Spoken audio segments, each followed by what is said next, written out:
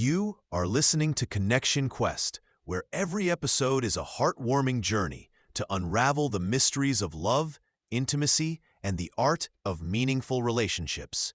Join Miku as he explores the real, sometimes messy, always meaningful paths to building stronger, more vibrant romantic bonds. Forget quick fixes. We're digging into the heart of connection, understanding, communication, intimacy, and growing together. Ready to deep... Hey everyone, welcome back to Connection Quest. It's Miku here, and today we're diving into a topic that hits close to home for so many of us. Navigating the big life transitions that come with jobs, babies, and grief. And I'm thrilled to have Grand Riviere with us. Grand, thank you for joining the conversation today. Hello, Miku. It's an honor to be here. These themes we're diving into today are hugely impactful, yet often we don't give them the space they deserve in our conversations about relationships. Absolutely, Grand. I think most of us can relate to the unpredictability of life's big shifts. I mean, 1 minute things are ticking along smoothly, and the next, everything's turned upside down. Can you share what you've seen through your work with couples, particularly concerning how different people are affected by these changes? Certainly, Miku. A lot of the time, partners experience these transitions in very different ways, even if they're going through the same thing. Take job changes, for instance. It can bring an exciting sense of possibility for one person, while the other might be mired in anxiety about financial stability or identity. I always emphasize the importance of acknowledging these differences without judgment. You've hit the nail on the head, Grand. It's too common for couples to assume their partner is experiencing the situation precisely as they are. So, open communication is essential, right? But how do couples start these kinds of conversations if they're not used to discussing such personal feelings? Exactly, Miku. Open communication and active listening are foundations here. I advise couples to start small. It's about setting aside time to share what's on your mind without interruptions. One technique is to ask open-ended questions, like, what's been on your mind about this job change? Or how does this transition make you feel? It's also essential to validate each other's feelings, showing that you recognize their experience as valid even if you don't completely understand it. That's incredibly insightful, Grand. Transition periods can be rife with emotional undercurrents. Speaking of validation, let's touch on another big transition: becoming new parents. From your experience, what are some common challenges couples face there? Oh, becoming parents is such a profound shift. Often, couples underestimate how much their individual roles and identities will change.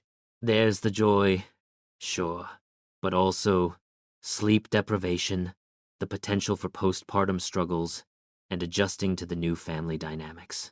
What tends to happen is couples get caught up in the logistics, who's changing which diaper, who's getting up at night, and can lose track of nurturing their connection. It's no wonder parents often feel like they're just ships passing in the night. How do you recommend they maintain their relationship amidst all this chaos?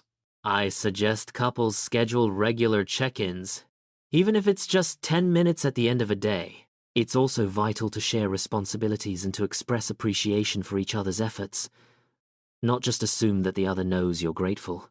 Protecting small moments for connection also helps, like having a cup of tea together after the baby is asleep. That's so important, Grand. Now, let's pivot to something many of us struggle with: grief. Loss is a unique challenge for any relationship. Can you share how couples can support each other during such turbulent times?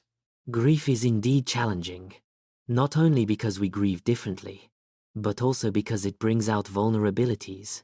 First, I suggest acknowledging that your partner's timeline and way of grieving might differ significantly from your own. Creating rituals to honor the departed together can help, while still allowing for individual expression. It's also beneficial to communicate your needs clearly. Maybe today you need space, or perhaps you want extra closeness. And don't hesitate to seek out support, whether from a grief counselor, a support group, or trusted friends. Seeking help is so vital. It's a strength, not a weakness. From your experience, when should couples consider reaching out for professional help? Great question, Miku. Therapy might be beneficial when communication has broken down, when kindness and empathy have vanished, or if one or both partners have retreated emotionally. Therapy can help uncover underlying issues that might not be visible on the surface. It's especially important to seek help if you're staying together primarily for external reasons like children or societal expectations rather than mutual care and desire. Those are key indicators. Indeed. It's about using the support available to rediscover that reverence for each other you mentioned earlier. To wrap things up, what final words can you share to encourage our listeners who might be in the thick of one of these life transitions? I'd say, remember that a strong relationship isn't the absence of conflict, but the sacred art of mending.